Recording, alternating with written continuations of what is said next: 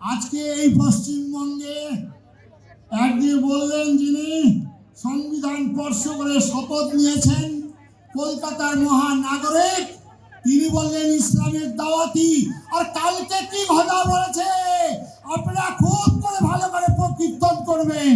কি বলেছেন? যে আমরা আগামী দিনে সংখ্যাগরিষ্ঠ হয়ে আবার ইসলাম শাসন করবে। তিনি বললেন না আমরা শিক্ষিত হয়ে আমরা বিজ্ঞানের আবিষ্কার করে আমরা ভারতবর্ষে প্রথম স্থান অধিকার করব, তা বললেন না। তিনি বললেন আমরা সংখ্যাগরিষ্ঠ হয়ে আমরা মুসলমানের রাজত্ব করব। কত স্বপ্ন দেখেছিলাম, বলো বলো সবে শতবিনা বেনু রবে, ভারত আবার জগৎ সভার শ্রেষ্ঠ আসন লবে। হুঙ্কার হুঙ্কার ফিরাদ হাকিম, হুঙ্কার আমাদের দিচ্ছে হুমায়ুন কবির। সুতরাং আজকে পবিত্র হুতাশনের মতো দৌ দৌ করে জোরে প্রমাণ করে দাও আমরা হিন্দু, আমরা এখনো মরিনি, এখনো মরিনি, এখনো মরিনি। ফিরহাদ বলছেন সংখ্যালঘুরা দেশে একদিন সংখ্যাগুরু হবে, কিন্তু তিনি বললেন না মুসলিমরা শিক্ষিত হয়ে দেশে প্রথম স্থান অধিকার করবে। শিলিগুড়িতে লক্ষ্য কণ্ঠে গীতা পাঠের আসর থেকে কলকাতার মেয়রকে এভাবেই নিশানা করলেন তিনি। हम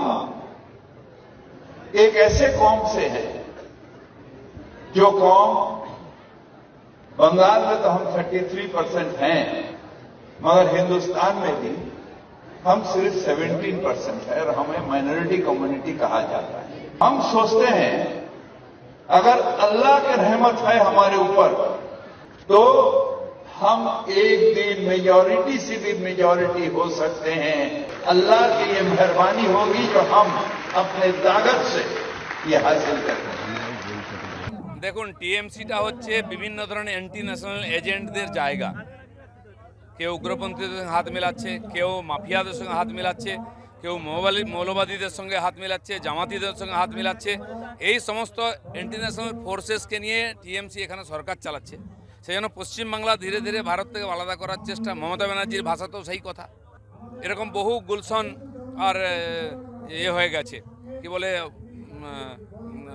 আড্ডা তৈরি হয়েছে রোহিঙ্গা আর ওখানকার যারা অনুপ্রবেশকারী তাদের। তো ছোট ছোট বাংলাদেশ পাকিস্তান সব জায়গায় তৈরি হচ্ছে। সেইটাই ভবিষ্যৎবাণী করে দিয়েছেন ববি হাকিম। উনি জেনে বুঝে বলেছেন, কিছু ফসকে বলেনি, আগেও বলেছেন, বারবার বলছেন। তো এখানকার যারা হিন্দু সমাজ আছে তারা ভাবুন দ্বিতীয়বার উদ্বাস্তু হবেন নাকি চারটে বিয়ে করার যে সুযোগ সেই সুযোগটা অফারটা নেবেন ববি হাকিমের কাছ থেকে।